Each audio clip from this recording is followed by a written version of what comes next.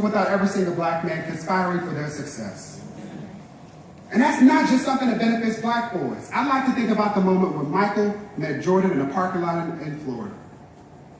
And with all his privilege in the world said to that boy, I need you to turn your music down.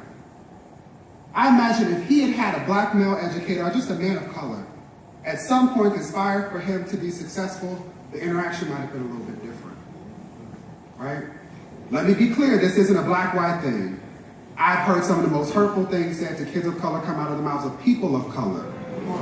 We have to do a better job of honoring and protecting our most precious resources, our babies.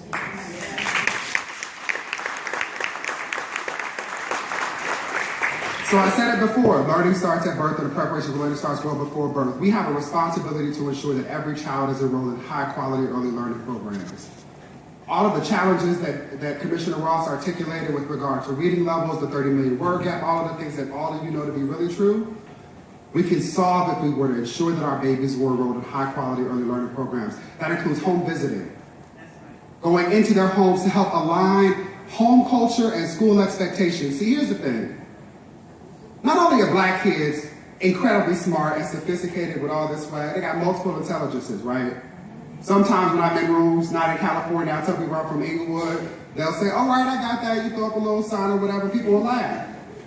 But the reality is that learning how to read gang signs in Inglewood would save my life, right? So we spend all this time talking about language deficits in our babies rather than acknowledging that they come to us with so many assets and resources.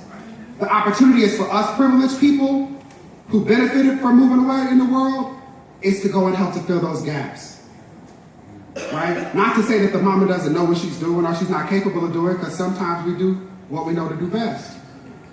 But to stand with them and say, let me help you fill this gap. The second thing that we can all do is ensure that it's all hands on deck. We spend too much time, and I'm thinking about Latoya and Tiffany, who were here with me today representing the ADA and the AFT. We spend too many times chastising and blaming and victimizing educators, teachers and leaders. We say they simply aren't doing enough. It's their job, let them fix it. Without acknowledging that learning and development is a very complex process that involves interacting in all kinds of environments. And everybody, let me be clear, everybody should consider whether or not you can be a teacher.